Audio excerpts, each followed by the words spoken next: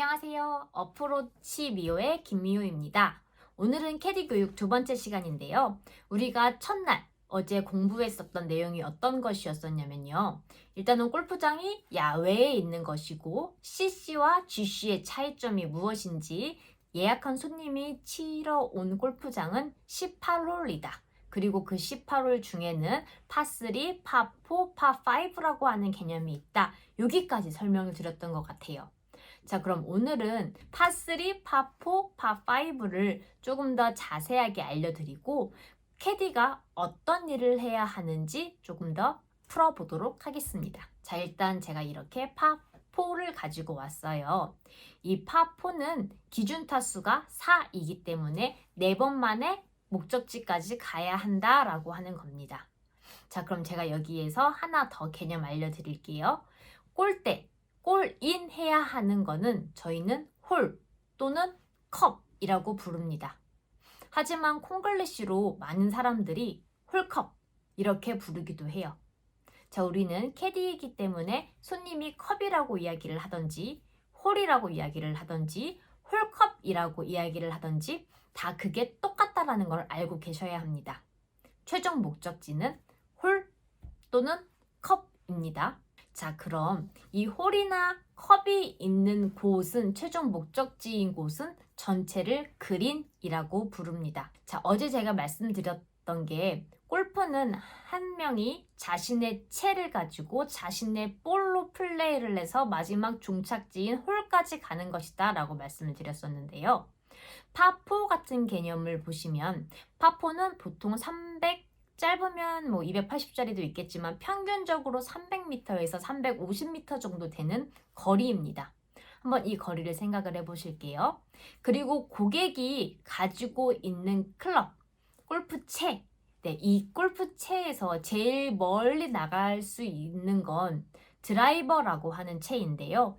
이 드라이버 채는 고객마다 다르겠지만 대충 거리는 200m 정도 날아간다라고 보시면 되겠습니다. 자, 평균적으로 200m라고 이야기를 했지요.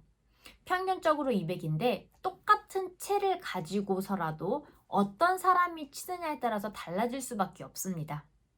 가령 잭시오라고 하는 채를 가지고 저는 170m를 날릴 수 있지만 저보다 키가 크고 덩치가 있으신 분은 220m까지도 날릴 수 있어요. 저보다 키가 작고 왜소하신 분은 요 똑같은 채를 가지고 140, 130m만 날리실 수도 있습니다. 평균적으로 말씀드리는 거예요. 이분이 가지고 있는 채 중에서 제일 긴 채 드라이버로 치는 건 200m 정도 나간다고 가정을 해봤을 때 처음 출발 지점에서 전체 길이 350m짜리에서 처음으로 드라이버로 샷을 했을 경우 이렇게 날아가게 되죠. 이렇게 날아가고 난 후에 보시게 되시면 여기에서 남는 거리, 최종 목적지 그린 또는 홀, 여기까지 몇 미터가 남나요?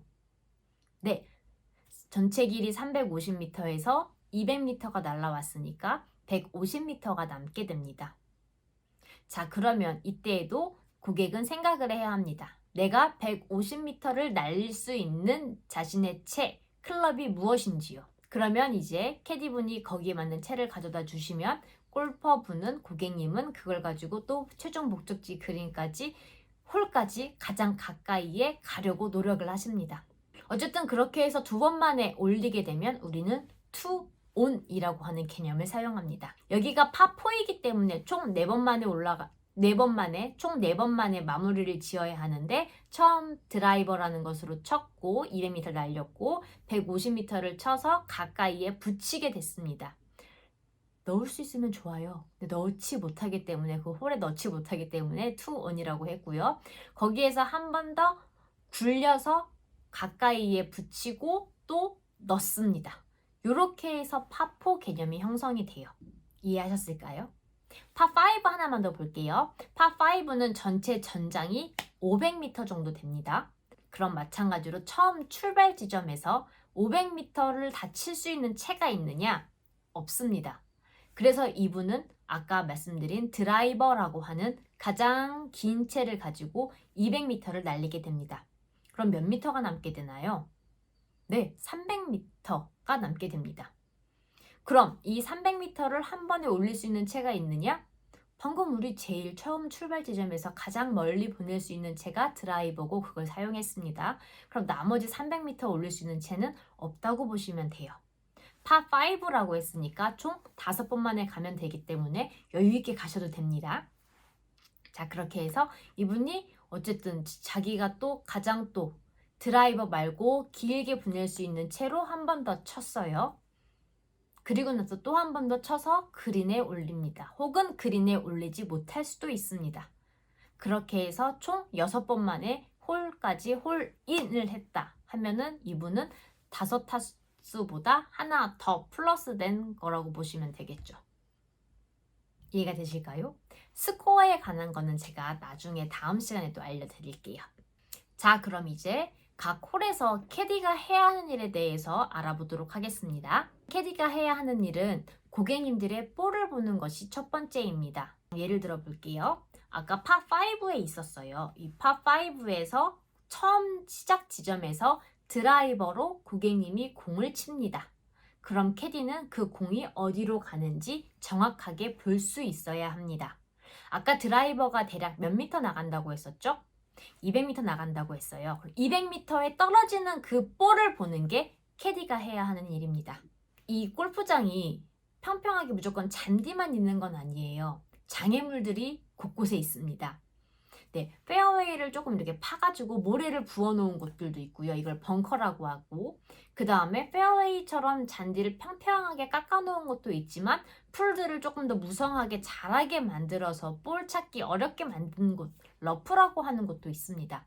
여기에 볼이 갈 수 있거든요. 이렇게 조금 장애물 있는 쪽으로 가는 거 반드시 캐디가 보셔야 합니다. 그리고 이 각각의 사람들이 자신의 드라이버로 200을 날리는 사람도 있겠지만 220 날리는 사람도 있을 거고 150 날리는 사람도 있을 거예요. 그러면 캐디가 그 볼이 어디로 가는지 다 파악을 해주고 나서 카트 운전을 해서 이 고객님들을 태우고 그 다음 지점까지 내려옵니다.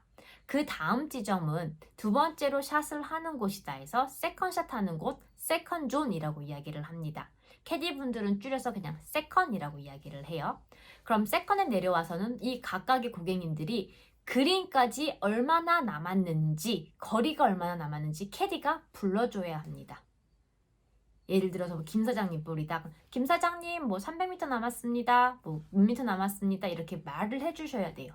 그래야지 고객들이 생각을 해서 그러면 나는 여기서 쳐야 되는 건 어떤 클럽이야 라고 생각을 하실 수 있어요.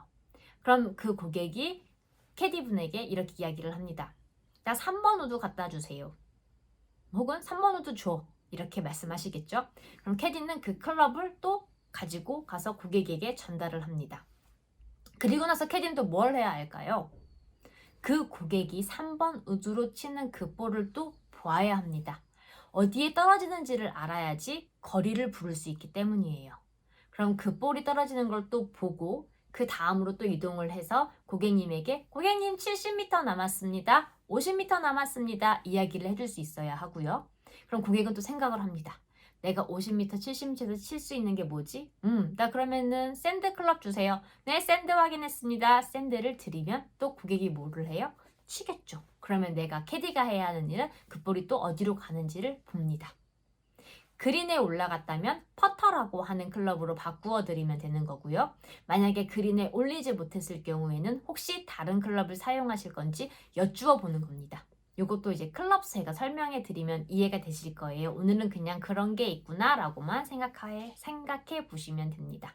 그래서 캐디가 해야 하는 거는 일단은 아까 운전을 해야 된다고 했잖아요. 운전은 기본적으로 카트 운전 하실 수 있어야 하고요. 그 다음에 고객님한테 처음 시작 지점에서 어디 보고 치세요? 어디 장애물은 몇 미터예요? 라고 말할 수 있는 코스 안내를 해주셔야 되고요. 볼을 보셔야 하고요. 고객님 몇 미터 남았어요? 거리를 불러드릴 수 있어야 하고요. 다시 볼을 보셔야 하고요. 다시 클럽을 전달해 주셔야 돼요. 자, 근데 이걸 몇 명? 4명이요. 4명 거를 다 할 수 있어야 합니다. 그래서 캐디는 처음에 일을 배우실 때에는 정말 어버버버 할 수밖에 없어요. 나는 이 사람 거리 불러주는데 저분은 치고 있고 나는 저 사람 거리 파악하고 있는데 저 사람은 클럽 달라고 하고 나는 클럽 주고 있는데 저 사람 쳐요. 네. 그렇기 때문에 캐디의 시야는 넓어야 하고요. 여기저기 다 보실 수 있어야 해요. 그리고 손은 끊임없이 움직여야 합니다. 왜냐하면 고객이 잔디를 팍 하고 이렇게 쳐요. 골프채로. 그럼 이 채가 더러워지거든요. 이거를 닦아주는 것도 누구 역할? 캐디 역할입니다.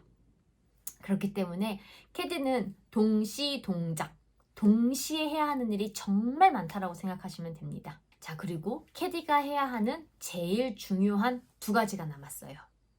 두 가지가 뭐냐면, 자, 일단은 좀 대기표를 좀 제가 띄워드릴게요. 자, 그럼 7시 팀이 있고 7시 7분 팀, 7시 14분 팀이 있어요. 이게 무슨 말이냐? 처음에 1번 홀 시작하는 게 7시 팀인 사람이 있으면요. 그 다음에 따라 들어오는 팀이 7시 7분 팀, 그 다음 따라 들어오는 팀이 7시 14분 팀이에요. 이렇게 유기적으로 연결되어 있어요. 근데 내가 이 앞팀, 내가 7시 팀인데 그 앞에 팀을 못 쫓아간다. 그러면 뒤에는 어떻게 돼요? 다 막히게 됩니다. 변비에 걸려요. 자, 내가 늦어지면요. 뒤에 있는 분들은 계속 정체 현상이 일어날 수밖에 없습니다. 그래서 캐디분들이 가져가셔야 할 제일 첫 번째 덕목은 빨리빨리입니다. 이 시간 안에 들어오고 앞에 팀을 무조건 쫓아서 가주어야 하는 게 캐디가 지켜야 할 리듬, 캐디가 지켜야 할 시간입니다. 이거 못하시면 동료분들, 선배 캐디님들에게 개욕 먹습니다. 반드시 하셔야 되는 것 중에 하나예요.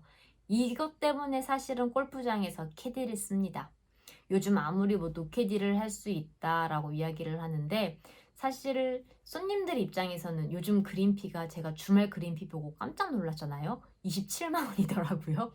근데 그게 보편화되어 있는 것 같아요. 네, 20만 원대의 중반 후반 정도. 근데 손님 입장에서는 내가 말이야 이렇게 비싼 돈 주고 와서 운동을 하는데 치고 싶은 거예요, 계속. 근데 사실상 그 시간이 정해져 있다 보니까 뒷팀을 신경 안 쓸 수가 없거든요, 캐디분들은.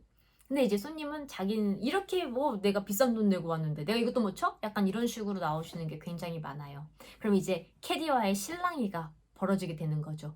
캐디는 어쨌든 앞팀을 무조건 쫓아가야 되는 의무를 가지고 있고 고객은 하나라도 더 치고 싶고 연습하고 싶은 이 마음. 네, 이해는 합니다. 저는 두 가지 다 겪어본 사람이기 때문에 어떨 때는 캐디로 이제 일했던 적도 있고 이제 어떨 때는 볼을 치러 가면서 이해는 하는데 어쨌든 고객님들도 지켜주셔야 하는 거는 본인의 리듬도 중요하지만 다른 뒤에 분들의 리듬도 중요하다는 거 조금 그걸 상기시켜 주시면 될 것 같아요. 그 다음에 두 번째로 또 캐디가 중요하게 해야 되는 건 안전사고입니다. 사실 옆홀에서 날아오는 볼은 어쩔 수 없어요. 타구 사고, 공에 맞는 사고라고 이야기를 하는데 옆홀이랑 굉장히 좁은 곳은 어쩔 수는 없죠. 그런데 내 팀에서 타구 사고가 일어나서는 안 돼요. 내 팀에서 타구 사고가 일어났다는 건 내가 볼보다 앞에 있었기 때문이라는 거거든요. 이게 선배들은 조금 알아요. 저 손님이 어떻게 친다 그러면 좀 피할 수도 있고 약간 그 상황을 모면할 수 있는데 초보 캐디분들은 이걸 되게 못하시죠. 못하시는 게 당연해요. 아직 감이 없으니까 저 사람이 잘 치는지 못 치는지 이런 감도 잘 없고 저 사람이 구질이 어떻기 때문에 여기 있으면 안 되겠다라는 거 파악하는 것도 굉장히 어렵습니다. 그렇기 때문에 일단은 볼 뒤에 있으라고 최대한 말씀을 드리는데 그렇게 되면 이제 성질 급하신 초보분들은 발을 동동 굴러요. 본인이 빨리 진행을 빼야 되는데 내가 뒤에 있으면 안 되는데 이 생각. 그러다가 뿔 맞습니다. 네, 그러다가 뿔 맞아요. 안 됩니다. 처음에 초보일 때는 느린 게 당연합니다. 어쩔 수 없어요. 2달 정도는 느린 거 그냥 감안하고 가셔야 돼요. 그래서 경기팀들은 보통 초보 캐디님이 오시면 앞 뒷팀으로는 초보 캐디님 넣지 않습니다. 선배 캐디님, 베테랑 캐디님들 넣어요. 알거든요. 앞에 선배가 끌어주고요. 뒤에 선배가 푸쉬해 줍니다. 그러면은 초보자 분들도 그게 생기는 거예요. 고객님 뒤에 팀 계속 기다려요. 고객님 저희 앞에 팀 따라가야 합니다. 계속해서 자기가 그렇게 리듬을 가져갈 수 있도록 하셔야 된다는 거 알아두시면 되겠습니다. 저기 예방 안전사고 이야기하다가 여기까지 왔네요. 네, 다시 돌아가서 다른 팀에서 날아오는 볼은 어쩔 수 없고 근데 이제 문제가 뭐냐면 우리 팀이 공이 물에 빠졌어요. 그러면은 그거를 또 건지러 가는 고객님이 생겨요. 근데 그러다가요 빠지면요 가운데로 그냥 쑥 내려가게 됩니다. 포장에 있는 물을 해저드라고 하는데 이 해저드는 인공적으로 만든 거기 때문에 사람이 빠지면 안으로 그냥 쑥 내려가게 돼요. 그리고 제일 위험한 건 겨울철이요. 해저드가 얼어요. 영하로 내려가는 곳은. 그러면 그 위에 올라가서 공 주워오겠다고 하시는 분들이 있어요. 그거 깨지면 어떻게 돼요, 얼음? 네, 정말 익사사고 납니다. 절대 안 돼요. 그 다음에 또 뱀 사고요. 아무래도 자연이다 보니까 뱀이 굉장히 많이 있을 수밖에 없어요. 근데 이 뱀 생각도 안 하시고 그냥 볼 그쪽으로 갔다고 볼 주우러 가겠다고 가시는 분들도 계시고 캐디 분들도 볼 주우러 많이들 가세요. 근데 그때는 항상 채를 가지고 들어가셔야 돼요. 저도 이렇게 고객님 볼 찾아주겠다고 아이언 이렇게 들고 가는데도 뱀을 보고서 막 뒤로 달려 나온 적도 되게 많이 있어요. 근데 가을뱀이 제일 무섭다는 거.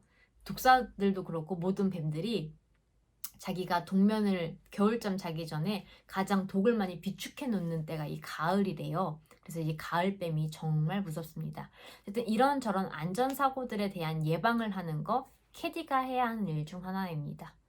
고객이 해저드로 자기 볼 가지러 갈 때 고객님 조심하세요 한마디 반드시 해주셔야 되고요.